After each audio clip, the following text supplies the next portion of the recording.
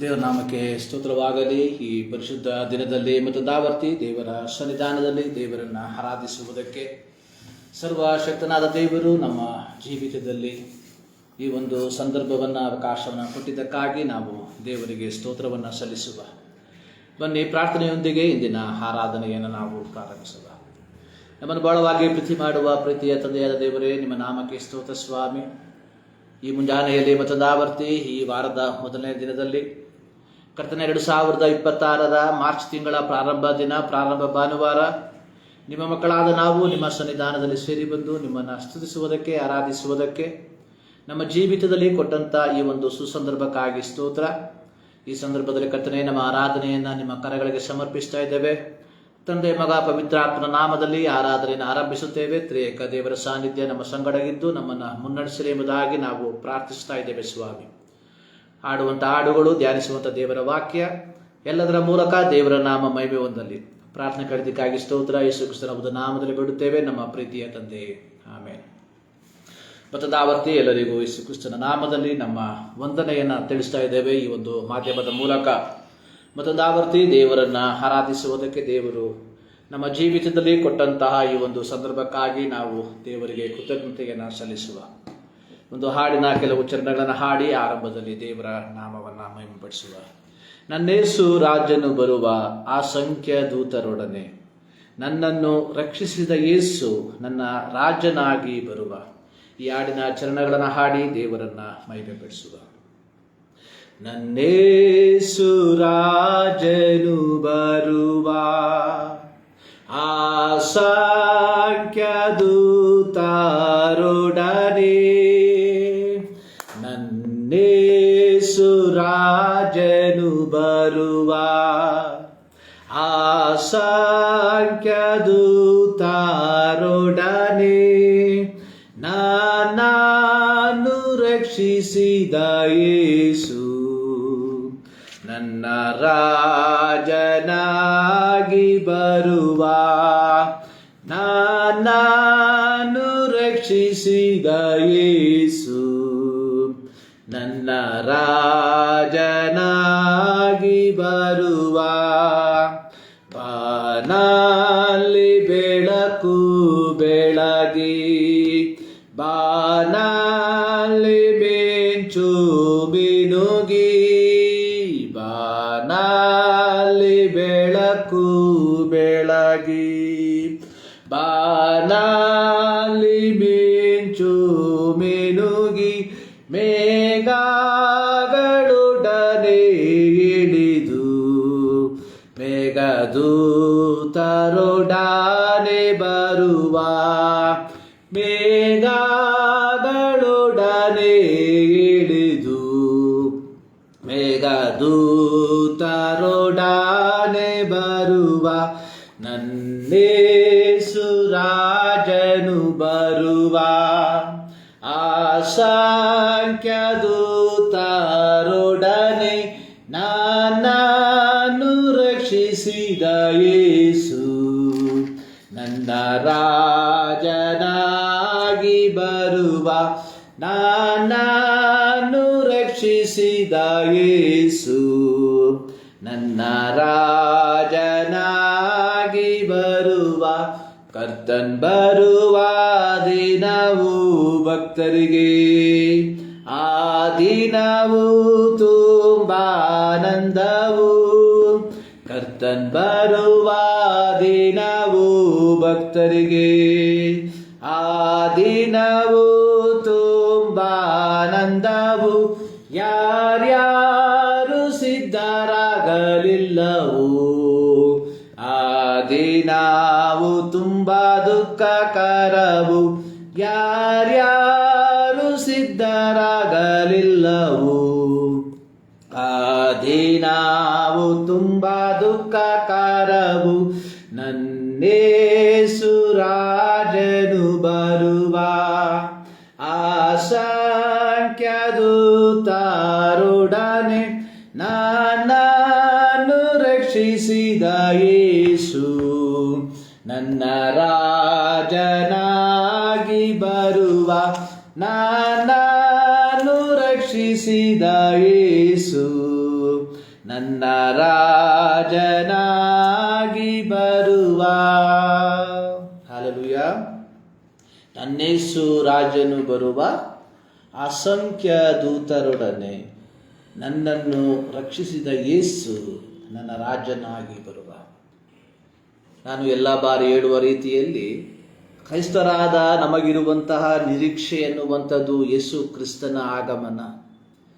ಯೋಹಾನನು ಬರೆದ ಸುವಾರ್ತೆ 14ನೇ ಅಧ್ಯಾಯದಲ್ಲಿ ಯೇಸು ಸ್ವಾಮಿ ಹೇಳಿರುವಂಥದ್ದು, ನಿಮ್ಮ ಹೃದಯವು ಕಳವಳಗೊಳ್ಳದೇ ಇರಲಿ, ದೇವರನ್ನು ನಂಬಿರಿ, ನನ್ನನ್ನು ನಂಬಿರಿ, ನನ್ನ ತಂದೆಯ ಮನೆಯಲ್ಲಿ ಬಹಳ ಬಿಡಾರಗಳಿವೆ. ಸೊ ನಾನು ಸ್ಥಳವನ್ನು ಸಿದ್ಧ ಮಾಡುವುದಕ್ಕೆ ಹೋಗುತ್ತೇನಲ್ಲ, ಸ್ಥಳವು ಸಿದ್ಧವಾದ ಮೇಲೆ ನಾನು ಬಂದು ಏನು ಮಾಡ್ತೇನೆ, ನಿಮ್ಮನ್ನು ಕರ್ಕೊಂಡು ಹೋಗ್ತೇನೆ. ನಾನಿರುವಲ್ಲಿ ನೀವು ಸಹ ಇರಬೇಕು. ಪ್ರತಿ ಕ್ರೈಸ್ತರ ನಿರೀಕ್ಷೆ ಎನ್ನುವಂಥದ್ದು ಯೇಸು ಕ್ರಿಸ್ತನ ಆಗಮನ, ಯೇಸು ಕ್ರಿಸ್ತನೊಂದಿಗಿರುವ ವಾಸ. ಸೊ ಈ ಒಂದು ಶ್ರೇಷ್ಠವಾದ ನಿರೀಕ್ಷೆಗೋಸ್ಕರವಾಗಿ ದೇವರು ನಮ್ಮನ್ನು ಕರೆದಿರಲಾಗಿ, ಪ್ರೀತಿಯ ದೇವಜನರೇ, ನಾವು ದೇವರನ್ನ ಸ್ತುತಿಸುವಂಥವರು, ದೇವರನ್ನ ಆರಾಧಿಸುವಂಥವರು, ಒಂದು ಪವಿತ್ರವಾದ ಜೀವಿತವನ್ನು ಜೀವಿಸುವಂಥವರು, ಅನೇಕರನ್ನ ಈ ನಿತ್ಯತ್ವಕ್ಕೋಸ್ಕರವಾಗಿ ಸಿದ್ಧಪಡಿಸುವಂಥವರು ಆಗಿರಬೇಕು ಎಂಬುದನ್ನು ನಾವು ಮರೆಯಬಾರದು. ಸೊ ಇಂದು ನಾವು ಧ್ಯಾನಿಸುವಂತಹ ದೇವರ ವಾಕ್ಯ ಅಥವಾ ಶೀರ್ಷಿಕೆ ಎನ್ನುವಂಥದ್ದು call to shoulder each other's burden. ಅಂದರೆ ಇತರರ ಹೊರೆಯನ್ನ ಹೊರುವುದಕ್ಕೋಸ್ಕರವಾಗಿ ನಾವು ಕರೆಯಲ್ಪಟ್ಟವರಾಗಿದ್ದೇವೆ. ಹೊರೆಯನ್ನ ಹೊರುವುದಕ್ಕೋಸ್ಕರವಾಗಿ ಪರಸ್ಪರ ಹೊರೆಯನ್ನ ಹೊರುವುದಕ್ಕಾಗಿ ನಾವೇನ್ ಮಾಡಿದ್ದೇವೆ, ಕರೆಯಲ್ಪಟ್ಟಿದ್ದೇವೆ. 41ನೇ ಕೀರ್ತನೆ ಅದರ 1-2 ವಾಕ್ಯಗಳಲ್ಲಿ ಬರೆಯಲ್ಪಟ್ಟಿರುವಂಥದ್ದು, ದಿಕ್ಕಿಲ್ಲದವನನ್ನು ಪರಾಂಬರಿಸುವವನು ಧನ್ಯನು, ಯೆಹೋವನು ಅವನನ್ನು ಆಪತ್ಕಾಲದಲ್ಲಿ ರಕ್ಷಿಸುವನು. ಯೆಹೋವನು ಅವನ ಪ್ರಾಣವನ್ನು ಕಾಪಾಡಿ ಉಳಿಸುವನು, ಅವನು ದೇಶದಲ್ಲಿ ಧನ್ಯನೆನಿಸಿಕೊಳ್ಳುವನು. ನೋಡಿ, ಇದು ದಾವೀದನು ಬರೆದಂತಹ ಒಂದು ಕೀರ್ತನೆ. ದಾವೀದನು ಬರೆದಂತಹ ಈ ಒಂದು ಕೀರ್ತನೆಯಲ್ಲಿ ದಾವೀದನು ಹೇಳುವಂಥದ್ದು, ದಿಕ್ಕಿಲ್ಲದವನನ್ನ ಪರಾಂಬರಿಸುವವನು ಧನ್ಯನಾಗಿದ್ದಾನೆ. ನೋಡಿ, ಹಳೆಯ ಉಡಂಬಡಿಕೆಯನ್ನ ನಾವು ಕಲಿಯುವಂತಹ ಸಂದರ್ಭದಲ್ಲಿ, ಯಾಜಕ ಕಾಂಡ ಪುಸ್ತಕವನ್ನ ಕಲಿಯುವಂತಹ ಸಂದರ್ಭದಲ್ಲಿ, ಅದೇ ರೀತಿ ಧರ್ಮೋಪದೇಶ ಕಾಂಡ ಪುಸ್ತಕವನ್ನ ನಾವು ಓದುವಂತಹ ಸಂದರ್ಭದಲ್ಲಿ, ಅಲ್ಲಿ ನಾವು ಕಾಣುವಂತಹ ಒಂದು ಆಜ್ಞೆ ಅನ್ನುವಂಥದ್ದು, ಪ್ರತ್ಯೇಕವಾಗಿ ಸರ್ವಶಕ್ತನಾದ ದೇವರು ಇಸ್ರಾಯೇಲರಿಗೆ ಮೋಶೆಯ ಮೂಲಕವಾಗಿ ಕೊಟ್ಟಂತಹ ಒಂದು ಆಜ್ಞೆ ಅನ್ನುವಂಥದ್ದು, ಅಥವಾ ಪಾಲಿಸಬೇಕಾದಂತಹ ಒಂದು ಸಂಗತಿ ಅನ್ನುವಂಥದ್ದು. ಸೊ ನೀವೇನ್ ಮಾಡಬೇಕು, ನೀವು ನಿಮ್ಮ ವಾಗ್ದಾನ ಕಾನಾನ್ ದೇಶವನ್ನ ಪ್ರವೇಶಿಸಿದ ನಂತರವಾಗಿ ನೀವುಗಳು ಮಾಡಬೇಕಾಗಿರುವಂಥದ್ದು, ನೀವು ನಿಮ್ಮ ಹೊಲಗಳಲ್ಲಿ ಪೈರುಗಳನ್ನ ಕೊಯ್ಯುವಾಗ ಮೂಲೆಗಳಲ್ಲಿ ಹೋಗಿ ಕೊಯ್ಯಬಾರದು. ನಂತರವಾಗಿ ನೀವು ಅಕ್ಕಲಾಯಬಾರದು. ಧರ್ಮೋಪದೇಶ ಕಾಂಡ ಪುಸ್ತಕದಲ್ಲಿ ಬರೆಯಲ್ಪಟ್ಟಿರುವಂಥದ್ದೇ, ನೀವು ತೆನೆಗಳನ್ನ ಕೊಯ್ದು ಸಿಗುಡುಗಳನ್ನ ಕಟ್ಟಿ ಸಿಗುಡುಗಳನ್ನ ನಿಮ್ಮ ಮನೆಗೆ ತೆಗೆದುಕೊಂಡು ಹೋದ ಮೇಲೆ ಯಾವುದಾದರೂ ಒಂದು ಸಿಗುಡು ನಿಮ್ಮ ತೋಟದಲ್ಲಿ ನಿಮ್ಮ ಹೊಲದಲ್ಲಿ ಇದ್ದೆ ಎಂಬುದಾಗಿ ತಿಳಿದು ಬಂದರೆ ನೀವು ಅದನ್ನು ತೆಗೆದುಕೊಳ್ಳುವುದಕ್ಕೆ ಹಿಂತಿರುಗಿ ಹೋಗಬಾರದು. ಅದೇ ರೀತಿಯಾಗಿ ಎಣ್ಣೆ ಮರಗಳ ಕಾಯಿಗಳನ್ನು ಉದುರಿಸುವಾಗ 2ನೇ ಬಾರಿ ಉದುರಿಸಬಾರದು. ಅದೇ ರೀತಿಯಾಗಿ ದ್ರಾಕ್ಷಿಯ ಗೊಂಚಲನ್ನ ಕೊಯ್ಯುವಾಗ ಕೆಳಗೆ ಬಿದ್ದಂಥದ್ದನ್ನು ನೀವು ಅಕ್ಕಲಾಯಬಾರದು. ಸೊ ಇದು ಯಾರಿಗೋಸ್ಕರವಾಗಿರಲ್ಪಟ್ಟಿರುವಂಥದ್ದು? ಇದು ನಿಮ್ಮಲ್ಲಿರುವಂತಹ ತಂದೆ ತಾಯಿ ಇಲ್ಲದವರಿಗೆ, ಅನಾಥರಿಗೆ, ವಿಧವೆಯರಿಗೆ, ಪರದೇಶಿಗಳಿಗೆ ಇರುವಂಥದ್ದಾಗಿದೆ. ಸೊ ಇವೆಲ್ಲ ಹೇಳಿ ಸರ್ವಶಕ್ತನಾದ ದೇವರು ಹೇಳುವಂಥದ್ದು, ನೀವು ಐಗುಪ್ತ ದೇಶದಲ್ಲಿ ದಾಸರಾಗಿ ಇದ್ದಿದ್ದೀರಲ್ಲ. ಸೊ ಇದನ್ನ ನೆನಪು ಮಾಡಿಕೊಂಡು ನೀವೇನ್ ಮಾಡಬೇಕು, ನಿಮ್ಮಲ್ಲಿರುವಂತಹ ದಾಸರನ್ನ, ನಿಮ್ಮ ಮಧ್ಯದಲ್ಲಿ ವಾಸಿಸುವಂತಹ ಪರದೇಶಿಗಳನ್ನ, ನಿಮ್ಮ ಮಧ್ಯದಲ್ಲಿ ವಾಸಿಸುವಂತಹ ಅನಾಥರನ್ನ, ನಿಮ್ಮ ಮಧ್ಯದಲ್ಲಿ ವಾಸಿಸುವಂತಹ ವಿಧವೆಯರನ್ನ ನೀವೇನ್ ಮಾಡಬೇಕು, ಪರಿಪಾಲಿಸಬೇಕು ಎಂಬುದಾಗಿ ಹೇಳುವಂಥದ್ದನ್ನು ನಾವು ನೋಡುತ್ತೇವೆ. ಪ್ರಿಯರೇ, ನಾವು ಪರಸ್ಪರ ಹೊರೆಗಳನ್ನ ಹೊರುವುದಕ್ಕೋಸ್ಕರವಾಗಿ ಕರೆಯಲ್ಪಟ್ಟವರಾಗಿದ್ದೇವೆ.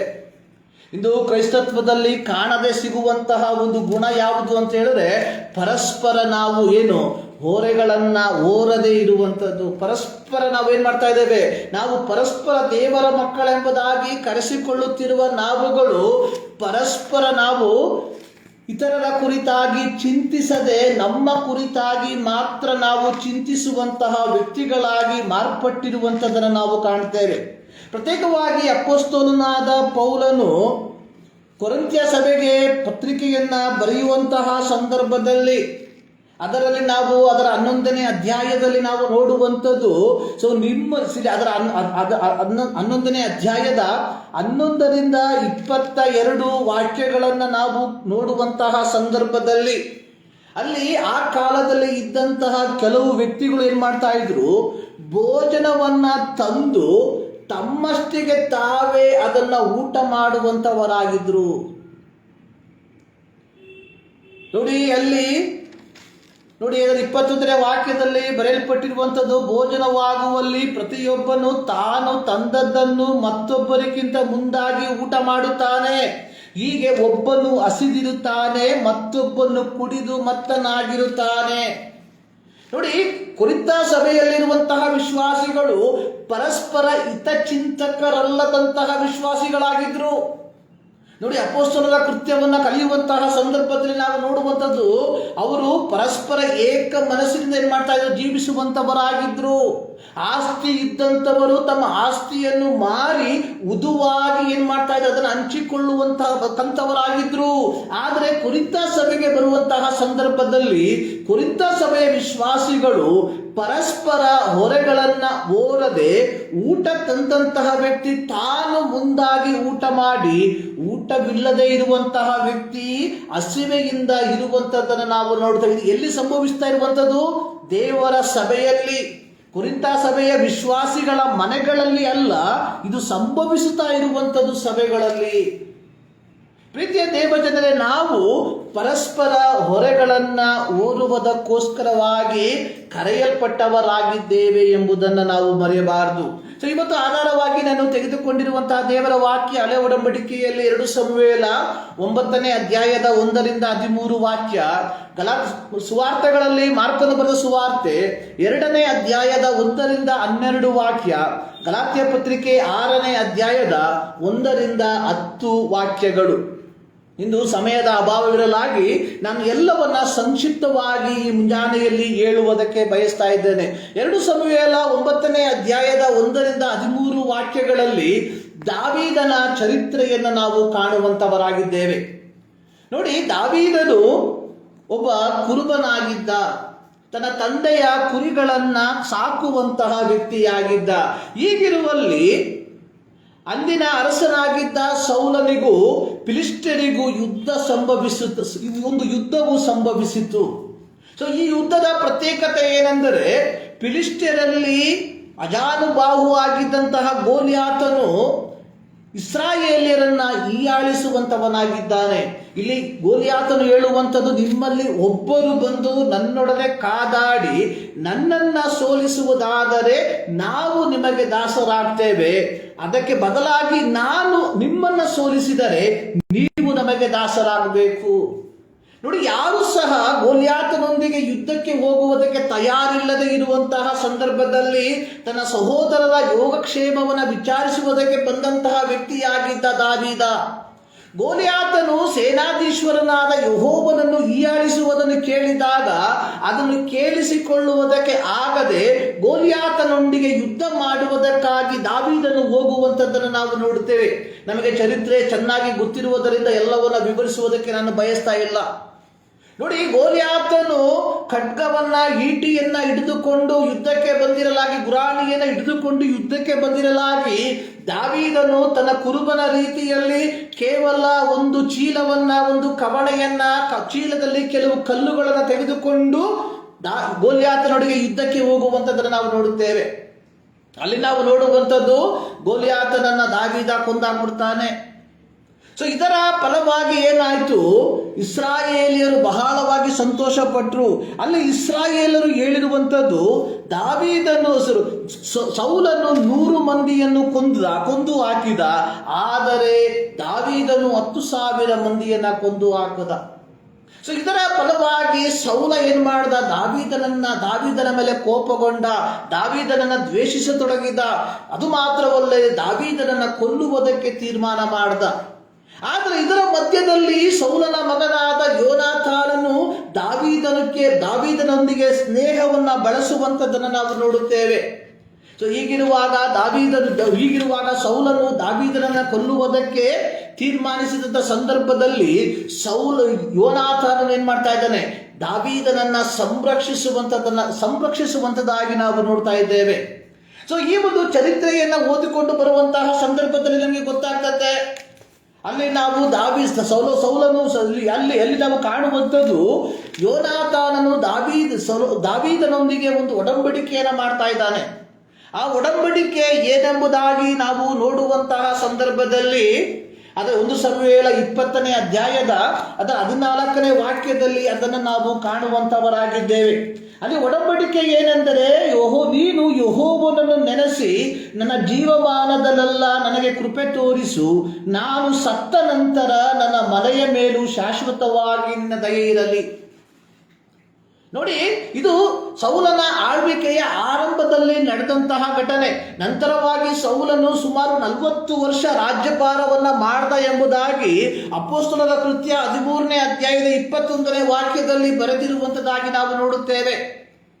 ನೋಡಿ, ಸೌಲನ ಆಳ್ವಿಕೆಯ ಆರಂಭ ಕಾಲದಲ್ಲಿ ಯೋನಾಥಾನನು ದಾವೀದನೊಟ್ಟಿಗೆ ಒಂದು ಒಡಂಬಡಿಕೆ ಮಾಡ್ತಾ ಇದ್ದಾನೆ. ಆ ಒಡಂಬಡಿಕೆ ಎನ್ನುವಂಥದ್ದು, ನಿನ್ನ ಜೀವಮಾನದಲ್ಲೆಲ್ಲ ನನಗೆ ಕೃಪೆ ತೋರಿಸು. ನಮಗೆ ಗೊತ್ತು, ಸೌಲನು ಯೋನಾಥಾನನು ಯುದ್ಧದಲ್ಲಿ ಕೊಳ್ಳಲ್ಪಟ್ಟರು. ತದನಂತರವಾಗಿ ದಾವೀದನು ಯಹೂದ್ಯರ ಅರಸನಾಗಿ ಮಾರ್ಪಟ್ಟ. ನಂತರ ದಾವೀದನು ಸಂಯುಕ್ತ ಇಸ್ರಾಯೇಲರ ಅರಸನಾಗಿ ಮಾರ್ಪಟ್ಟ. ತದನಂತರವಾಗಿ ದಾವೀದನು ತನ್ನ ಸಿಂಹಾಸನವನ್ನ ದೃಢಪಡಿಸಿದ ನಂತರ, ವೇದ ಪಂಡಿತರ ಪ್ರಕಾರವಾಗಿ ಸುಮಾರು 10 ವರ್ಷಗಳ ನಂತರ, ಅಂದ್ರೆ 50 ವರ್ಷಗಳ ನಂತರ ಒಂದು ದಿನ ದಾವೀದನಿಗೆ ಒಂದು ಯೋಚನೆ ಬರ್ತಾ ಇದೆ. ಆ ಯೋಚನೆ ಏನೆಂದರೆ, ಸೌಲನ ಮನೆಯಲ್ಲಿ ಯಾರಾದರೂ ಉಳಿದಿರುತ್ತಾರೋ ನಾನು ಅವರಿಗೆ ಯೋನಾಥಾನನ ಸಲುವಾಗಿ ದಯೆ ತೋರಿಸಬೇಕು. ನೋಡಿ, ಸುಮಾರು 50 ವರ್ಷಗಳ ನಂತರವಾಗಿ ಇದು ನಡೀತಾ ಇರುವಂಥದ್ದು. ಹೀಗಿರುವಾಗ ನಮಗೆ ಅಲ್ಲಿ ಗೊತ್ತಾಗ್ತದೆ, ಅಲ್ಲಿ ಒಬ್ಬ ಬಂದು ಅಲ್ಲಿ ನಾವು ನೋಡುವಂಥದ್ದು, ಸೌಲನ ಮನೆಯಲ್ಲಿ ಚೀಬನೆಂಬ ಒಬ್ಬ ಮನುಷ್ಯನನ್ನ ಕರ್ಕೊಂಡು ಬಂದ್ರು. ಅರಸನು ಅವನನ್ನು, ನೀನು ಚೀಬನು ಎಂದು ಕೇಳಲು ಅವನು, ನಿನ್ನ ಸೇವಕನಾದ ನಾನು ಚೀಬನೆ ಎಂದು ಉತ್ತರ ಕೊಟ್ಟನು. ಅಲ್ಲಿ ದಾವೀದನು ಚೀಬನಿಗೆ ಕೇಳ್ತಾ ಇದ್ದಾನೆ, ಸೌಲನ ಕುಟುಂಬದಲ್ಲಿ ಯಾರಾದರೂ ಉಳಿದಿದ್ದರೆ ಹೇಳು, ನಾನು ದೇವರನ್ನು ನೆನೆಸಿ ಅವನಿಗೆ ದಯೆ ತೋರಿಸಬೇಕು. ಕಾರಣ ನಾವು ಹೇಳಿದ್ವಿ, 1 ಸಮುವೇಲ 20ನೇ ಅಧ್ಯಾಯದಲ್ಲಿ ಯೋನಾಥಾನನು ದಾವೀದನೊಟ್ಟಿಗೆ ಒಂದು ಒಡಂಬಡಿಕೆಯನ್ನು ಮಾಡಿಕೊಂಡಿದ್ದಾನೆ. ಆ ಒಡಂಬಡಿಕೆ ಅನ್ನುವಂಥದ್ದು, ನೀನು ನಿನ್ನ ಜೀವಮಾನದಲ್ಲೆಲ್ಲ ನನ್ನ ಕುಟುಂಬಕ್ಕೆ, ನನ್ನ ಮನೆಯವರಿಗೆ ದಯೆ ತೋರಿಸಬೇಕು. ಇಲ್ಲಿ ದಾವೀದನು ಹೇಳ್ತಾ ಇದ್ದಾನೆ, ಯೆಹೋವನ ಹೆಸರಿನ, ಯೆಹೋವನ ನಾಮದಲ್ಲಿ ನಾನು ದೇವರನ್ನು ನೆನೆಸಿ ಅವರಿಗೆ ನಾನು ದಯೆ ತೋರಿಸಬೇಕು. ಆಗ ಜೀಬನು ಹೇಳ್ತಾ ಇದ್ದಾನೆ, ಯೋನಾಥಾನನಿಗೆ 2 ಕಾಲು ಕುಂಟಾದ ಒಬ್ಬ ಮಗನಿರುತ್ತಾನೆ. ಅವನು ಎಲ್ಲಿರುತ್ತಾನೆ ಎಂಬುದಾಗಿ ಕೇಳಿದಾಗ ಅಲ್ಲಿ ಹೇಳ್ತಾನೆ, ಲೋದೆಬಾರಿನಲ್ಲಿರುವ ಅಮ್ಮಿಯೇಲನ ಮಗನಾದ ಮಾಕೀರನ ಮನೆಯಲ್ಲಿ ಇರ್ತಾನೆ ಎಂಬುದಾಗಿ ಉತ್ತರ ಕೊಡ್ತಾನೆ.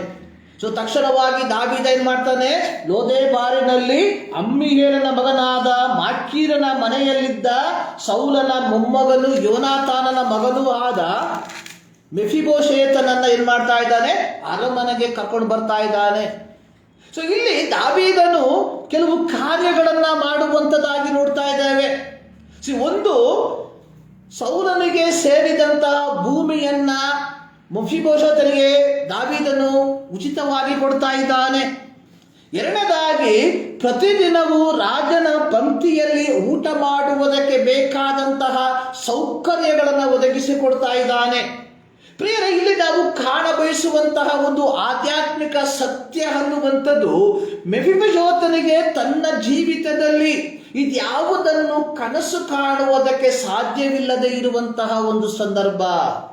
ತನ್ನಷ್ಟಕ್ಕೆ ತಾನೇ ತನ್ನ ತಾತನ ಭೂಮಿಯನ್ನ ಹಿಂದಕ್ಕೆ ಪಡೆದುಕೊಳ್ಳುವುದಕ್ಕೆ ಯಾವುದೇ ರೀತಿಯ ಸೌಕರ್ಯವಿಲ್ಲದ, ಯಾವುದೇ ರೀತಿಯ ಅಧಿಕಾರವಿಲ್ಲದ ವ್ಯಕ್ತಿಯಾಗಿದ್ದ, ಅಥವಾ ಆತನ ಮಾತನ್ನ ಕೇಳುವುದಕ್ಕೆ ಯಾರು ತಯಾರಿಲ್ಲದವರಾಗಿದ್ರು.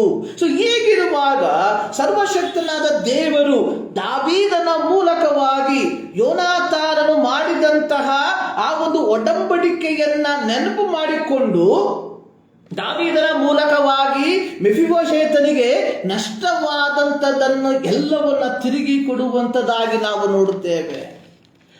ಪ್ರೀತಿಯ ದೇವಜನರೇ, ನಾವು ಪರಸ್ಪರ ಹೊರೆಗಳನ್ನು ಹೊರುವುದಕ್ಕೆ ಕರೆಯಲ್ಪಟ್ಟವರು ಎಂಬುದಾಗಿ ನಾವು ನೆನೆಸುವಾಗ ಇದು ಕೇವಲ ಒಂದು ಚಾರಿಟಿ ಎಂಬುದಾಗಿ ಮಾತ್ರ ನೆನೆಸುವಂಥದ್ದಲ್ಲ, ಕೇವಲ ಧರ್ಮ ಕಾರ್ಯ ಎಂಬುದಾಗಿ ಮಾತ್ರ ನೆನೆಸುವಂಥದ್ದಲ್ಲ.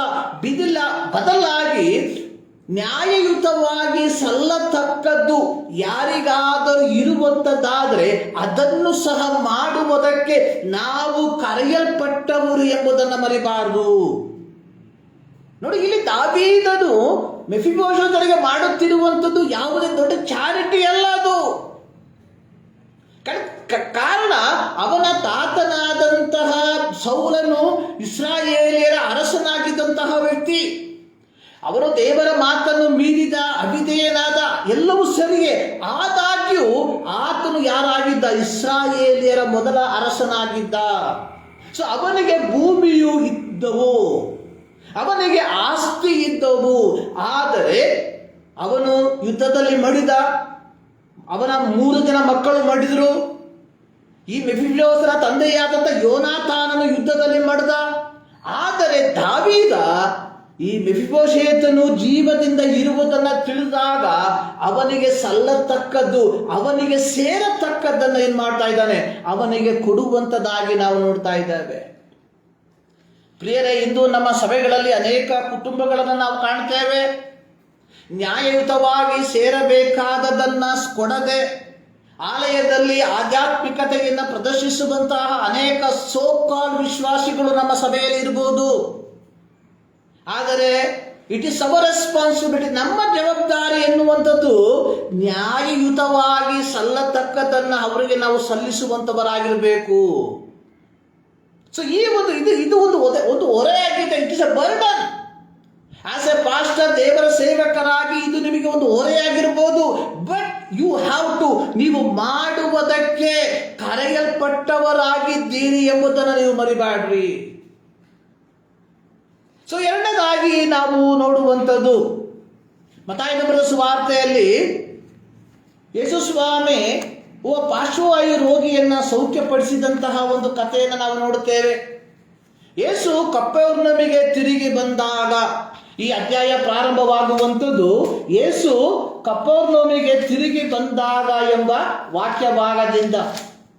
ಕೆಲವು ದಿನಗಳಾದ ಮೇಲೆ ಆತನು ಕಪೆರ್ನೌಮಿಗೆ ತಿರುಗಿ ಬಂದನು. ಮನೆಯಲ್ಲಿದ್ದಾನೆಂಬ ವರ್ತಮಾನವು ಹಬ್ಬಿದಾಗ ಬಹುಜನರು ಕೂಡಿ ಬಂದಿದ್ದರಿಂದ ಬಾಗಿಲಿನ ಬಳಿಯಲ್ಲಾದರೂ ಸ್ಥಳವಿರಲಿಲ್ಲ. ನೋಡಿ, ಯೇಸುವಿನ ಜೀವಿತವನ್ನ 3 ಭಾಗಗಳಾಗಿ ವಿಂಗಡಿಸಿ ಕಲಿಬಹುದು. ಒಂದು, ಆತನ ಜನನ ಯೂದಾಯದಲ್ಲಿರುವ ಬೆತ್ಲೆಹೇಮಿನಲ್ಲಿ. ಲೂಕನ ಬರೆದ ಸುವಾರ್ತೆ 2ನೇ ಅಧ್ಯಾಯ 5ರಿಂದ 7 ವಾಕ್ಯಗಳನ್ನು ಕಲಿಯುವಂತಹ ಸಂದರ್ಭದಲ್ಲಿ ಇದನ್ನು ನಾವು ಕಾಣ್ತೇವೆ. ಸೊ ನಂತರವಾಗಿ ಆತನು ಬೆಳೆದದ್ದು ನಜರೇತಿನಲ್ಲಿ ಅಥವಾ ಗಲಿಲಾಯ ಸೀಮೆಯ ನಜರೇತಿನಲ್ಲಿ. ಮತ್ತಾಯನ ಬರೆದ ಸುವಾರ್ತೆ 2ನೇ ಅಧ್ಯಾಯ 19ರಿಂದ 23 ವಾಕ್ಯಗಳನ್ನು ಓದುವಾಗ ಅದನ್ನು ನಾವು ಕಾಣ್ತೇವೆ. ಆದರೆ ಯೇಸು ಸ್ವಾಮಿಯ ಸೇವೆ ಆರಂಭವಾಗುವಂಥದ್ದು ಕಪೆರ್ನೌಮಿನಲ್ಲಿ. ಮತ್ತಾಯನ ಬರೆದ ಸುವಾರ್ತೆ 4ನೇ ಅಧ್ಯಾಯದ 13ನೇ ವಾಕ್ಯದಲ್ಲಿ ನಾವು ಅದನ್ನು ಕಾಣ್ತಾ ಇದ್ದೇವೆ. ನೋಡಿ, ಯೇಸು ಸ್ವಾಮಿ ಯೋಹಾನನ ಕೈಯಿಂದ ದೀಕ್ಷಾಸ್ನಾನವನ್ನ ತೆಗೆದುಕೊಂಡ ನಂತರವಾಗಿ, ನೋಡಿ 4ನೇ ಅಧ್ಯಾಯ ಪ್ರಾರಂಭವಾಗುವಂಥದ್ದು ಸೈತಾನನಿಂದ ಶೋಧಿಸಲ್ಪಡುವುದಕ್ಕಾಗಿ ಆತ್ಮನು ಅಡವಿಗೆ ಒಯ್ದನು. ಅಲ್ಲಿ ಯೇಸು ಸ್ವಾಮಿ 40 ದಿನ ಸೈತಾನನಿಂದ ಶೋಧಿಸಲ್ಪಡುವಂಥದ್ದನ್ನು ನಾವು ನೋಡುತ್ತೇವೆ. 12ನೇ ಅಧ್ಯಾಯಕ್ಕೆ ಬರುವಾಗ ಯೋಹಾನನು ಸೆರೆಗೆ ಬಿದ್ದನೆಂದು ಯೇಸು ಕೇಳಿ ಆ ಸ್ಥಳವನ್ನು ಬಿಟ್ಟು ಗಲಿಲಾಯ ಸೀಮೆಗೆ ಹೋದನು. ಬಳಿಕ ನಜರೇತ್ ಎಂಬ ಊರನ್ನು ಬಿಟ್ಟು ಜೆಬುಲೋನ್ ನೆಫ್ತಾಲಿ ಎಂಬ ನಾಡುಗಳಿಗೆ ಬಂದು ಸಮುದ್ರದ ಹತ್ತಿರದಲ್ಲಿರುವ ಕಪೋರ್ನಮ್ ಎಂಬ ಊರಿನಲ್ಲಿ ಮನೆ ಮಾಡಿಕೊಂಡು ಇದ್ದನು. 3 ಯೇಸುಸ್ವಾಮಿಯ ಸೇವೆಯ, ಯೇಸುಸ್ವಾಮಿಯ ಜೀವಿತದ 3 ಹಂತಗಳು. 1, ಜನನ ಯೂದಾಯದ ಬೆತ್ಲೆಹೇಮಿನಲ್ಲಿ. ಆತನ ಬೆಳವಣಿಗೆ ಗಲಿಲಾಯ ಸೀಮದ ನಜರೇತಿನಲ್ಲಿ. ಆತನ ಸೇವೆ ಕಪೋರ್ನೋಮ್, ಸಮುದ್ರ ತೀರದ ಕಪೋರ್ನೋಮಿನಲ್ಲಿ. ಕಪೋರ್ನೋಮ್ ಎಂಬ ಪಟ್ಟಣ ಮೀನುಗಾರಿಕೆಯ ಗ್ರಾಮ ಎಂಬುದಾಗಿ ಕರೀತಾರೆ. ಯೇಸು ಸ್ವಾಮಿ ಕಪೋರ್ನೋಮಿನಲ್ಲಿರುವಂತಹ ಮನೆಗೆ ಆತನು ಬಂದನು ಎಂಬುದಾಗಿ ನಾವು ಕಪೋರ್ನೋಮಿಗೆ ತಿರುಗಿ ಬಂದಾಗ ಮನೆಯಲ್ಲಿದ್ದಾನೆಂಬ ವರ್ತಮಾನವು ಕೇಳಿತು. ನೋಡಿ, ಮತ್ತಾಯನ ಬರೆದ ಸುವಾರ್ತೆಯಲ್ಲಿ ನಾವು ನೋಡುವಂಥದ್ದು ಕಪೋರ್ನೋಮ್ ಎಂಬ ಊರಿನಲ್ಲಿ ಮನೆ ಮಾಡಿಕೊಂಡು ಇದ್ದ. ಸ್ವಂತವಾಗಿ ಮನೆ ಮಾಡ್ಕೊಂಡಿದ್ರು ಅಥವಾ ಬಾಡಿಗೆ ಮನೆಯಲ್ಲಿದ್ರು ಎಂಬುದಾಗಿ ಗೊತ್ತಿಲ್ಲ. ಆದರೆ ಕಪೋರ್ನೋಮಿನಲ್ಲಿ ಮನೆಯನ್ನ ಮಾಡಿಕೊಂಡು ಇದ್ದ ಯೇಸು ಸ್ವಾಮಿ. ಇಲ್ಲಿ ನಾವು ನೋಡುವಂಥದ್ದು ಆತನು ಕಪೋರ್ನೋಮಿಗೆ ತಿರುಗಿ ಬಂದಂತಹ ಸಂದರ್ಭದಲ್ಲಿ ಏನ್ ಮಾಡ್ತಾ ಇದ್ದಾರೆ, ಬಹು ಜನರು ಆತನ ಸುತ್ತಲೂ ಸೇರಿ ಬಂದರು. ನೋಡಿ, ಇದರ ಚರಿತ್ರೆ ನಮಗೆ ಗೊತ್ತು. ಯೇಸು ಸ್ವಾಮಿ ಅಲ್ಲಿ ಇದ್ದಾನೆಂಬ ವರ್ತಮಾನವನ್ನ ಕೇಳಿದಾಗ 4 ಮಂದಿ ವ್ಯಕ್ತಿಗಳು ಒಬ್ಬ ಪಾರ್ಶ್ವವಾಯು ರೋಗಿಯನ್ನು ಹೊತ್ತುಕೊಂಡು ಯೇಸು ಸ್ವಾಮಿಯ ಬಳಿಗೆ ಬರುವಂಥದ್ದು.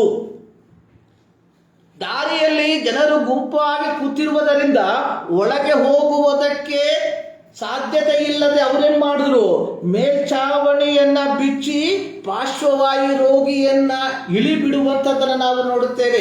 ನಾವು ಇವೆಲ್ಲವನ್ನು ಅನೇಕ ಬಾರಿ ಕೇಳಿರುವಂತಹ ಪ್ರಸಂಗ. 4 ಜನರ ಒಗ್ಗಟ್ಟು, ಇಲ್ಲಿ 6 ಜನರ ಒಗ್ಗಟ್ಟಾಗಿ ಆತನನ್ನ ಇಳಿಸಿದ್ರು. ಅದರ ಮೂಲಕವಾಗಿ ಅವನ ಜೀವಿತದಲ್ಲಿ ಬಿಡುಗಡೆ ಸಿಕ್ತು ಎಂಬುದಾಗಿ. ಆದರೆ ಪ್ರಿಯರೇ, ನಾವು ಅದಕ್ಕಿಂತಲೂ ಮಿಗಿಲಾಗಿ ನಾವು ನೋಡಬೇಕಾಗಿರುವಂಥದ್ದು ಆ ಮನೆಯ ಒಂದು ಪರಿಸ್ಥಿತಿಯನ್ನ ನೋಡಿ. ಆ ಮನೆ ಈ ಪಾರ್ಶ್ವವಾಯು ರೋಗಿಯ ಜೀವಿತದಲ್ಲಿ ಒಂದು ಬಿಡುಗಡೆಯ ಮನೆಯಾಗಿ ಮಾರ್ಪಟ್ಟಿತ್ತು. ನೋಡಿ, ಆ ಮನೆ ಯಾರ ಮನೆ ಎಂಬುದಾಗಿ ನಮಗೆ ಗೊತ್ತಿಲ್ಲ. ಅನೇಕರು ಹೇಳುವಂಥದ್ದು, ಅನೇಕರು ಬೋಧಿಸುವಂಥದ್ದು ಇದು ಪೇತ್ರನ ಅತ್ತೆಯ ಮನೆ ಎಂಬುದಾಗಿ. ಮನೆ ಯಾರದ್ದು ಬೇಕಾದರೆ ಆಗಿರಲಿ, ಆದರೆ ನಾವು ನೋಡುವಂಥದ್ದು ಆ ಮನೆಯಲ್ಲಿ ಯೇಸು ಸ್ವಾಮಿ ಒಂದು ಅದ್ಭುತವನ್ನ ಮಾಡ್ತಾ ಇದ್ದಾನೆ. ನಮ್ಮ ಜೀವಿತದಲ್ಲಿ ಪ್ರಿಯರೇ, ನಾವು ಕೆಲವರ ಜೀವಿತದಲ್ಲಿ ಆಶೀರ್ವಾದವಾಗಿ ಮಾರ್ಪಡಬೇಕಾದರೆ ನಾವು ಭಾರಗಳನ್ನು ಹೊರುವಂತ ವ್ಯಕ್ತಿಗಳಾಗಿರಬೇಕು. ಇಂದು ಕ್ರೈಸ್ತತ್ವದಲ್ಲಿ ನಮ್ಮ ಜೀವಿತದಲ್ಲಿ ಭಾರವನ್ನು ಹೊರುವಂಥದ್ದು ನಮಗೆ ಅಸಾಧ್ಯವಾದಂತಹ ಕಾರ್ಯವಾಗಿದೆ. ನಮ್ಮ ಕೈಯಿಂದ ಒಂದು ಪೈಸಾ ಖರ್ಚಾಗಬಾರ್ದು. ನಮಗೆ ಯಾವ ರೀತಿಯ ನಷ್ಟ ಆಗಬಾರ್ದು. ಆದರೆ ನಮ್ಮ ಜೀವಿತದಲ್ಲಿ ಇತರರಿಗೆ ನಾವು ಆಶೀರ್ವಾದವಾಗಿ ಮಾರ್ಪಡಬೇಕು ಎಂಬುದಾಗಿ ನಾವು ಬಯಸುವಂತ ವ್ಯಕ್ತಿಗಳು. ಅದು ಎಂದಿಗೂ ಅಸಾಧ್ಯವಾದಂತಹ ಮಾತು. ನೋಡಿ, ಈ ಲೂಕನ ಬರೆದ ಸುವಾರ್ತೆಯಲ್ಲಿ ಒಳ್ಳೆಯ ಸಮಾರ್ಯದವನ ಒಂದು ಚರಿತ್ರೆಯನ್ನು ನಾವು ಕಾಣ್ತೇವೆ. ಒಬ್ಬನು ಯೆರೂಸಲೇಮಿನಿಂದ ಎರಿಕೋವಿಗೆ ಆತನು ಪ್ರಯಾಣ ಮಾಡ್ತಾ ಇದ್ದಾನೆ. ಅವನು ಕಳ್ಳರ ಕೈಗೆ ಸಿಕ್ಕಿ ಹಾಕೊಳ್ತಾನೆ. ಕಳ್ಳರು ಅವನನ್ನ ಅರೆ ಪ್ರಾಣವಾಗಿ ಬಿಟ್ಟು ಹೋಗ್ತಾರೆ. ನೋಡ್ರಿ, ಆ ಮಾರ್ಗವಾಗಿ ಒಬ್ಬ ಯಾಜಕ ಬಂದ. ಅವನು ವಾರೆಯಾಗಿ ಹೋಗ್ತಾನೆ. ಅದೇ ಮಾರ್ಗವಾಗಿ ಒಬ್ಬ ಲೇವಿ ಬಂದ. ಅವನು ವಾರೆಯಾಗಿ ಹೋಗ್ತಾ ಇದ್ದಾನೆ. ಆದರೆ ಅದೇ ಮಾರ್ಗದಲ್ಲಿ ಒಬ್ಬ ಸಮಾರ್ಯದವನು ಬಂದ. ಸಮಾರ್ಯದವನು ಬಂದಂತಹ ಸಂದರ್ಭದಲ್ಲಿ ಈ ಹಳೆ ಜೀವವಾಗಿ ಬಿದ್ದಂತಹ ವ್ಯಕ್ತಿಯನ್ನು ನೋಡಿದಾಗ ಅವನೇನ್ ಮಾಡ್ತಾನೆ, ಪರಸ್ಪರ ಅವನ ಭಾರವನ್ನು ಹೊರ್ತಾ ಇದ್ದಾನೆ. ಅವನೇನ್ ಮಾಡ್ದ, ಅವನ ಗಾಯಗಳಿಗೆ ಎಣ್ಣೆಯನ್ನು ಹಚ್ಚುತ್ತಾ ಇದ್ದಾನೆ. ಅವನಿಗೆ ದ್ರಾಕ್ಷಾರಸವನ್ನು ಕೊಡ್ತಾ ಇದ್ದಾನೆ. ಅದು ಮಾತ್ರವಲ್ಲ, ಅವನನ್ನ ಏನ್ ಮಾಡ್ತಾ ಇದ್ದಾನೆ, ತನ್ನ ಸ್ವಂತ ವಾಹನದ ಮೇಲೆ ಕುಳ್ಳರಿಸಿಕೊಂಡು ಛತ್ರಕ್ಕೆ ಕರೆದುಕೊಂಡು ಹೋಗ್ತಾ ಇದ್ದಾನೆ. ಅಲ್ಲಿಗೆ ನಿಲ್ಲಲಿಲ್ಲ, ಛತ್ರದಲ್ಲಿ ಅವನಿಗೆ ಬೇಕಾದ ಆರೈಕೆಯನ್ನು ಮಾಡ್ತಾ ಇದ್ದಾನೆ. ನಂತರವಾಗಿ ಛತ್ರದ ಯಜಮಾನನಿಗೆ 2 ಕಾಸನ್ನ ಕೊಟ್ಟು ಹೇಳ್ತಾ ಇದ್ದಾನೆ, ಇವನನ್ನು ಆರೈಕೆ ಮಾಡು, ಇದಕ್ಕಿಂತ ಹೆಚ್ಚಾಗಿ ಖರ್ಚಾದರೆ ನಾನು ಹಿಂತಿರುಗಿ ಬರುವಾಗ ನಿಮಗೆ ಕೊಡ್ತೇನೆ. ಪರಸ್ಪರ ಹೊರೆಯನ್ನು ಹೊರುವಂಥದ್ದು. ಪ್ರೀತಿಯ ದೇವಜನರೇ, ನಾವು ಪರಸ್ಪರ ಹೊರೆಯನ್ನು ಹೊರುವುದಕ್ಕೆ ಕರೆಯಲ್ಪಟ್ಟವರಾಗಿದ್ದೇವೆ. ನೋಡಿ, ಯೇಸು ಕಪೆರ್ನೌಮಿನ ಮನೆಯಲ್ಲಿದ್ದಾನೆಂಬ ವರ್ತಮಾನವನ್ನು ಕೇಳಿದಾಗ ಕೆಲವು ವ್ಯಕ್ತಿಗಳು ಪಾರ್ಶ್ವವಾಯು ರೋಗಿಯನ್ನು ಇತ್ತುಕೊಂಡು ಬರ್ತಾ ಇದ್ದಾರೆ. ಆ ಒಂದು ಕುಟುಂಬ, ಆ ಮನೆ ಈ ವ್ಯಕ್ತಿಯ ಭಾರವನ್ನು ಹೊರುವುದಕ್ಕೆ ಸಿದ್ಧವಾಗಿದೆ. ಆ ಒಂದು ಮನೆ ದೈವಿಕ ಆಶೀರ್ವಾದದ ನೆಲೆಯಾಗಿ ಮಾರ್ಪಡುವುದಕ್ಕೆ ತನ್ನನ್ನು ತಾನೇ ತೆರೆದುಕೊಳ್ಳುವಂಥದ್ದನ್ನು ನಾವು ನೋಡ್ತಾ ಇದ್ದೇವೆ. ಪ್ರೀತಿಯ ದೇವಜನರೇ, ನಾವುಗಳು ಆ ರೀತಿಯಾಗಿ ಇದ್ದೀವಾ? ಸೊ ನಮ್ಮ ಕುಟುಂಬ, ಆಸ್ ಅ ಇಂಡಿವಿಜುವಲ್, ನಾನು ವೈಯಕ್ತಿಕವಾಗಿ ನಾನು ಇತರರ ಏಳಿಗೆಗೋಸ್ಕರವಾಗಿ, ಇತರರ ಆಶೀರ್ವಾದಕ್ಕೋಸ್ಕರವಾಗಿ ನನ್ನನ್ನು ನಾನೇ ತೆರೆದುಕೊಳ್ಳುವುದಕ್ಕೆ ಸಿದ್ಧನಿದ್ದೇನ? ನೋಡಿ, ದೇವರು ಅಬ್ರಹಾಮನನ್ನು ಕರೆದು ಅಬ್ರಹಾಮನಿಗೆ ಹೇಳಿದ್ದು, ನಿನ್ನನ್ನು ಅರಸುವವರನ್ನು ಅರಸುತ್ತೇನೆ, ನಿನ್ನನ್ನು ಶಪಿಸುವವರನ್ನು ಶಪಿಸುತ್ತೇನೆ, ನಿನ್ನ ಮೂಲಕವಾಗಿ ಭೂಲೋಕದ ಎಲ್ಲ ಕುಲದವರಿಗೂ ಆಶೀರ್ವಾದ ಆಗ್ತದೆ. ದೇವರು ನಮ್ಮನ್ನು ಕರೆದಿರುವಂಥದ್ದು ನಮ್ಮ ಮೂಲಕ ಭೂಲೋಕದ ಎಲ್ಲ ಕುಲದವರಿಗೂ ಆಶೀರ್ವಾದವಾಗಬೇಕು ಎಂಬುದಾಗಿ.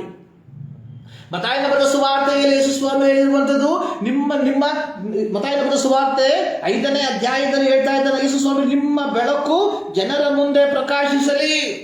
ಸೊ ದೇವರು ನಮ್ಮನ್ನ ಇಲ್ಲಿ ಹಾಕಿರುವಂಥದ್ದು ಪರಸ್ಪರ ಹೊರೆಗಳನ್ನು ಹೊರುವುದಕ್ಕೋಸ್ಕರವಾಗಿ. ಸೊ ನಾವು ಜನರಿಗೆ ಬೆಳಕನ್ನು ಕೊಡುವಂಥವರಾಗಿರಬೇಕು. ನಮ್ಮಲ್ಲಿರುವ ಬೆಳಕು ಜನರ ಮುಂದೆ ಪ್ರಕಾಶಿಸುವಂಥದ್ದಾಗಿರಬೇಕು. ಸೊ ಹೀಗಾದರೆ ನಿಮ್ಮ ಒಳ್ಳೆ ಕ್ರಿಯೆಗಳನ್ನು ನೋಡಿ ಪರಲೋಕದಲ್ಲಿರುವ ನಿಮ್ಮ ತಂದೆಯನ್ನು ಜನರು ಕೊಂಡಾಡ್ತಾರೆ. ಪ್ರಿಯರೇ, ನಾವು ಇವತ್ತು ಓಪ್ರೇರ್ ಮೀಟಿಂಗ್ಗಳ ಮೂಲಕವಾಗಿ, ಸುವಾರ್ಥ ಕೂಟಗಳ ಮೂಲಕವಾಗಿ ಸುವಾರ್ತೆಯನ್ನು ಪ್ರಸಂಗಿಸುವುದಕ್ಕೆ, ಸಾರುವುದಕ್ಕೆ ಪ್ರಯತ್ನಿಸ್ತಾ ಇದ್ದಾವೆ. ಪ್ರಿಯರೇ, ಅದಕ್ಕಿಂತಲೂ ಒಳ್ಳೆಯ ಒಂದು ಕಾರ್ಯ ಏನು ಗೊತ್ತಾ? ವೈಯಕ್ತಿಕವಾಗಿ ಪರಸ್ಪರ ಹೊರೆಯನ್ನು ಹೊತ್ಕೊಂಡು ಯಥಾರ್ಥ ಕ್ರೈಸ್ತನಾಗಿ ಬದುಕುವಂಥದ್ದು. ನಾನು ಸಾಧಾರಣ ಎಲ್ಲ ಬಾರಿ ಹೇಳುವ ರೀತಿಯಲ್ಲಿ ನೋಡಿ, ಸಂತ ಫ್ರಾನ್ಸಿಸ್ ಅವರು ಹೇಳಿರುವಂಥದ್ದು, preach the gospel, use the word when it is needed. ಸುವಾರ್ತೆಯನ್ನು ಸಾರಿರಿ, ಅವಶ್ಯವಿದ್ದಲ್ಲಿ ಮಾತ್ರ ಪದವನ್ನು ಬಳಸಿ. ಆದರೆ ನಾವು ಇವತ್ತು ಕೇವಲ ಪದಗಳ ಮೂಲಕ ಸುವಾರ್ತೆಯನ್ನು ಸಾರುವಂತಹ ವ್ಯಕ್ತಿಗಳಾಗಿದ್ದೇವೆ ಹೊರತು ವೈಯಕ್ತಿಕವಾಗಿ ನಮ್ಮ ಜೀವಿತದಲ್ಲಿ ಒಳ್ಳೆಯ ಕಾರ್ಯಗಳನ್ನು ಪ್ರದರ್ಶಿಸದೇ ಇರುವಂಥವರಾಗಿದ್ದೇವೆ. ಸೊ ಇದರಿಂದ ಯಾವ ಪ್ರಯೋಜನ ಇಲ್ಲ ಎಂಬುದನ್ನು ನಾವು ಚೆನ್ನಾಗಿ ಅರ್ಥ ಮಾಡ್ಕೊಳ್ಬೇಕು. ಪ್ರಿಯತೆಯ ದೇವಜನರೇ, ನೋಡಿ, ಅಪೊಸ್ತಲ ಪೌಲ ಇಲ್ಲಿ ನಾವು ಗಲಾತ್ಯ ಪತ್ರಿಕೆಯಲ್ಲಿ ಪೌಲನು ಹೇಳುವಂಥದ್ದು 6ನೇ ಅಧ್ಯಾಯದಲ್ಲಿ ಹೇಳ್ತಾ ಇದ್ದಾನೆ, 2ನೇ ವಾಕ್ಯದಲ್ಲಿ, ಒಬ್ಬರು ಮತ್ತೊಬ್ಬರ ಭಾರವನ್ನು ಹೊತ್ತುಕೊಳ್ಳಲಿ. ಒಬ್ಬರು ಮತ್ತೊಬ್ಬರ ಭಾರವನ್ನು ಹೊತ್ತುಕೊಳ್ಳಲಿ. 9-10 ವಾಕ್ಯದಲ್ಲಿ, ಒಳ್ಳೆಯದನ್ನು ಮಾಡುವುದರಲ್ಲಿ ಬೇಸರಗೊಳ್ಳದೇ ಇರೋಣ, ಯಾಕೆಂದರೆ ಮನಗುಂದದಿದ್ದರೆ ತಕ್ಕ ಸಮಯದಲ್ಲಿ ಬೆಳೆಯನ್ನು ಕೊಯ್ಯುವೆವು. ಆದ್ದರಿಂದ ಸಮಯವಿರಲಾಗಿ ಎಲ್ಲರಿಗೆ ಒಳ್ಳೆಯದನ್ನು ಮಾಡೋಣ, ಮುಖ್ಯವಾಗಿ ಒಂದೇ ಮನೆಯಂತಿರುವ ಕ್ರಿಸ್ತ ನಂಬಿಕೆಯುಳ್ಳವರಿಗೆ ಮಾಡೋಣ. ನೋಡಿ, ನಾನು ಪ್ರಾರಂಭದಲ್ಲಿ ಹೇಳಿದೆ, ಸಭೆಯ ಆರಂಭದಲ್ಲಿ ಎಲ್ಲರೂ ಏನು ಮಾಡಿದ್ರು? ತಮ್ಮ ಆಸ್ತಿಗಳನ್ನು ಮಾಡಿ ಬಂದಂತಹ ಹಣವನ್ನು ಅಪೊಸ್ತಲರ ಪಾದದ ಕೆಳಗೆ ಇಡ್ತಾ ಇದ್ರು. ಅವರು ಪ್ರತಿಯೊಬ್ಬರಿಗೆ ಅವರವರ ಅವಶ್ಯಕತೆಗಳಿಗೆ ಅನುಗುಣವಾಗಿ ಹಂಚಿಕೊಡ್ತಾ ಇದ್ರು. ಆದಿಮ ಸಭೆ ಪರಸ್ಪರ ಹೊರೆಗಳನ್ನು ಹೊರುವಂತಹ ಸಭೆಯಾಗಿತ್ತು. ಆದರೆ ಶತಮಾನಗಳು ದಾಟುತ್ತಾ ಹೋದಂತೆ ಇವತ್ತು ಸಭೆಗಳು ಏನಾಗಿದೆ? ಪರಸ್ಪರ ಹೊರೆಗಳನ್ನು ಹೊರುವ ಬದಲಾಗಿ ಇವತ್ತು ಅನೇಕರು ವಿಶ್ವಾಸಿಗಳಿಗೆ ಹೊರೆಗಳಾಗಿ ಮಾರ್ಪಟ್ಟಿದ್ದಾರೆ ಎನ್ನುವಂಥದ್ದು ನಗ್ನವಾದ ಸತ್ಯ. ನೋಡಿ, ಇದರ ಹಿನ್ನೆಲೆ ಎನ್ನುವಂಥದ್ದು ಗಲಾತ್ಯ ಪತ್ರಿಕೆಯಲ್ಲಿ ನಾವು ನೋಡ್ತೇವೆ. 2ನೇ ಅಧ್ಯಾಯಕ್ಕೆ ಬರುವಂತಹ ಸಂದರ್ಭದಲ್ಲಿ ಇಲ್ಲಿ ಪೌಲನು, ಬಾರ್ನಬನು ಪೇತ್ರನನ್ನು, ಯಾಕೋಬನನ್ನು, ಯೋಹಾನನನ್ನು ಯೆರೂಸಲೇಮಿನಲ್ಲಿ ಸಂಧಿಸುವಂಥದ್ದಾಗಿ ನೋಡುತ್ತೇವೆ. ಸೊ ಅಲ್ಲಿ ಸಂಧಿಸಿದಂತಹ ಸಂದರ್ಭದಲ್ಲಿ ಪೇತ್ರ, ಯಾಕೋಬ, ಯೋಹಾನ, ಇಲ್ಲಿ ಯಾಕೋಬ ಅನ್ನುವಂಥದ್ದು ಯೇಸು ಸ್ವಾಮಿಯ ಸಹೋದರ. ಅವ್ರು ಹೇಳ್ತಾ ಇದ್ದಾರೆ, ನಾವು ಸುನ್ನತಿಯವರ ಬಳಿಗೆ ಅಥವಾ ಯಹೂದ್ಯರ ಬಳಿಗೆ ಸುವಾರ್ತೆಯನ್ನು ಸಾರುವುದಕ್ಕೆ ಹೋಗ್ತೇವೆ. ನೀವು ಸುನ್ನತಿ ಇಲ್ಲದವರ ಅನ್ಯ ಜನರ ಬಳಿಗೆ ಸುವಾರ್ತೆಯನ್ನು ಸಾರಕ್ಕೆ ಹೋಗ್ರಿ. ಆದ್ರೆ ಅಲ್ಲಿ ಒಂದು ವಿನಂತಿಯನ್ನು ನಾವು ನೋಡುತ್ತೇವೆ, ನೀವು ನಮ್ಮಲ್ಲಿರುವ ಬಡವರನ್ನ ಜ್ಞಾಪಕ ಮಾಡಿಕೊಳ್ಬೇಕು. ಯಾರು? ಪೇತ್ರ ಹೇಳ್ತಾ ಇದ್ದಾನೆ. ಯಾರು ಹೇಳ್ತಾ ಇದ್ದಾನೆ? ಪೌಲನಿಗೆ ಹೇಳ್ತಾ ಇದ್ದಾನೆ, ನಮ್ಮಲ್ಲಿರುವ ಬಡವರನ್ನ ನೀವು ಜ್ಞಾಪಕ ಮಾಡಿಕೊಳ್ಳ್ರಿ. ಸೊ ಈ ಒಂದು ಹಿನ್ನೆಲೆಯಲ್ಲಿ ಪೌಲನು ಈ ಒಂದು ಪತ್ರಿಕೆಯನ್ನು ಮುಕ್ತಾಯಗೊಳಿಸ್ತಾ ಇದ್ದಾನೆ. ಈ ಒಂದು ಹಿನ್ನೆಲೆಯಲ್ಲಿ ಪೌಲನು ಈ ಪತ್ರಿಕೆಯನ್ನ ಮುಕ್ತಾಯಗೊಳಿಸುವಾಗ ಹೇಳ್ತಾ ಇರುವಂತದ್ದು, ಒಬ್ಬರು ಮತ್ತೊಬ್ಬರ ಭಾರವನ್ನು ಹೊತ್ತುಕೊಳ್ಳಲಿ. ನೋಡಿ, ಅಕ್ಬರ ಬೀರ್ಬಲನ ಕಥೆ ನಿಮ್ಮೆಲ್ಲರಿಗೂ ಗೊತ್ತಿರಬಹುದು. ಅಕ್ಬರನಿಗೆ ಒಂದು ಆಸೆ, ತನ್ನ ರಾಜ್ಯದಲ್ಲಿ ತನ್ನ ಸಂಸ್ಥಾನದಲ್ಲಿ ಯಾವ ಭಿಕ್ಷೆಗಾರರು ಭಿಕ್ಷೆ ಬೇಡಬಾರದು. ಸೊ ಹೀಗಿರಲಾಗಿ ಒಂದು ಪದ್ಧತಿ ಮಾಡಿದ. ಊರಲ್ಲಿರುವ ಭಿಕ್ಷೆ ಬೇಡುವಂತಹ ವ್ಯಕ್ತಿಗಳೆಲ್ಲರಿಗೂ ಉತ್ತಮವಾದ ಸೌಕರ್ಯವನ್ನು ಒದಗಿಸಿಕೊಡುವುದಕ್ಕೆ ಒಂದು ದೊಡ್ಡ ಒಂದು ಹಾಲನ್ನು ಕಟ್ಬಿಟ್ಟ, ಒಂದು ದೊಡ್ಡ ರೂಮ್ ಕಟ್ಬಿಟ್ಟ. ಅಲ್ಲಿ ಅವರಿಗೆ 3 ಹೊತ್ತು ಬೇಕಾದ ಆಹಾರದ ವ್ಯವಸ್ಥೆಯನ್ನು ಮಾಡ್ದ. ಸೊ ಹೀಗಿರುವಾಗ ದಿನದಿಂದ ದಿನಕ್ಕೆ ಏನಾಗ್ತಾ ಇದೆ? ಸಂಖ್ಯೆ ಬೆಳೀತಾ ಇದೆ. ಇದು ರಾಜ್ಯಕ್ಕೆ ಒಂದು ದೊಡ್ಡ ಹೊರೆಯಾಗಿ ಮಾರ್ಪಡ್ತು. ಸೊ ಹೀಗಿರುವಾಗ ಅಕ್ಬರ ಬೀರ್ಬಲನಿಗೆ ಹೇಳ್ದ, ಸೊ ಈ ರೀತಿಯಾಗ ಏನ್ ಮಾಡೋದು? ಆಗ ಬೀರ್ಬಲ್ ಅವ್ರು ಕೆಲಸ ಮಾಡಿ ಅಕ್ಬರನಿಗೆ ಹೇಳ್ದ, ನೀವು ಯೋಚನೆ ಮಾಡಬೇಡಿ, ನಾನೆಲ್ಲ ಸರಿ ಮಾಡ್ತೇನೆ. ಒಂದು ದಿನ ಬೀರ್ಬಲ್ ಏನ್ ಮಾಡ್ದ, ತನ್ನ ಕೆಲವು ವ್ಯಕ್ತಿಗಳನ್ನ ಕರ್ಕೊಂಡು ಹೇಳ್ದ, ನೀವು ಈ ಒಂದು ಭಾಗಕ್ಕೆ ಬೆಂಕಿಯನ್ನು ಹಾಕ್ಬಿಡಿ. ಸೊ ಬೆಂಕಿ ಹಾಕಿದಾಗ ಕೈಕಾಲಿದ್ದು ಕೈಕಾಲಿಲ್ಲ ಎಂಬುದಾಗಿ ನಟನೆ ಮಾಡಿಕೊಂಡು ಒಳಗೆ ಬಿಟ್ಟಿ ಊಟವನ್ನ ತಿನ್ನುತ್ತಾ ಕಾನಾಹಣ ಮಾಡ್ತಿದ್ದಂತಹ ವ್ಯಕ್ತಿಗಳು ಬೆಂಕಿ ಕಾಣಿಸಿಕೊಂಡಾಗ ಏನ್ ಮಾಡಿದ್ರು? ಓಡೋಗ್ಬಿಟ್ರು. ಆದ್ರೆ ಯಥಾರ್ಥವಾಗಿ ಕೈ ಕಾಲಿಲ್ದವರು ಕಣ್ಣಿಲ್ದವರು ಅಲ್ಲಿ ಸಿಗಾಕೊಂಡ್ರು. ಅಂಥವರನ್ನ ಏನ್ ಮಾಡ್ದ ಬೀರ್ಬಲ್ಲ? ಸಂರಕ್ಷಣೆ ಮಾಡ್ದ. ಪ್ರೀತಿಯ ದೇವಜನರ, ಇವತ್ತು ನಾವು ಪರಸ್ಪರ ಭಾರಗಳನ್ನು ಹೊರಬೇಕು ಎಂಬುದಾಗಿ ಹೇಳುವಾಗ ಎಲ್ಲ ವ್ಯಕ್ತಿಗಳ ಭಾರವನ್ನು ಹೊರಬೇಕು ಎಂಬುದಾಗಿ ಅಲ್ಲ.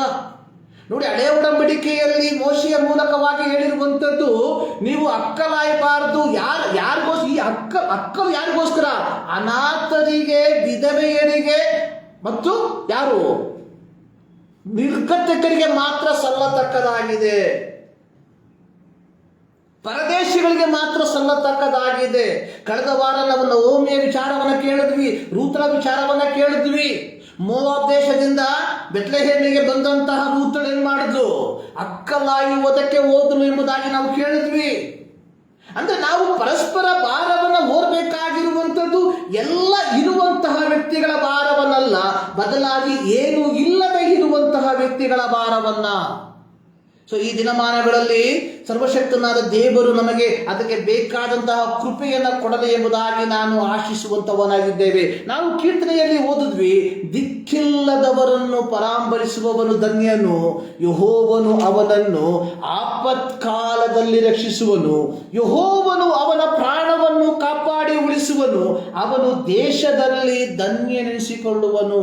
ದಿಕ್ಕಿಲ್ಲದವರನ್ನ ಪರಾಂಬರಿಸಬೇಕು ಪ್ರಿಯರೇ. ಇವತ್ತು ಅನೇಕರು ನಮ್ಮ ಮುಂದೆ ದಿಕ್ಕಿಲ್ಲದವರಂತೆ ನಟನೆ ಮಾಡಿಕೊಂಡು ಬರ್ತಾ ಇದ್ದಾರೆ. ನಾವು ಬಹಳ ಸೂಕ್ಷ್ಮತೆಯಲ್ಲಿ ಇರಬೇಕು ಪ್ರಿಯರೇ. ಪ್ರತ್ಯೇಕವಾಗಿ ಅನೇಕ ಕೆಲವು ವಿಚಾರಗಳನ್ನ ಓಪನ್ ಆಗಿ ಹೇಳುವುದಕ್ಕೆ ಬಹಳ ಕಷ್ಟ ಆಗ್ತದೆ. ಆರ್ಥಿಕವಾಗಿ ಸದೃಢವಾಗಿರುವಂತಹ ಅನೇಕ ಸೇವಕರುಗಳು ಇಂದು ಸಹ ವಿಶ್ವಾಸಿಗಳನ್ನ ಏನ್ ಮಾಡ್ತಾ ಇದ್ದಾರೆ? ಹಿಂಡು ಹಿಪ್ಪೆ ಮಾಡುವಂಥದ್ದನ್ನು ನಾವು ನೋಡ್ತಾ ಇದ್ದೇವೆ.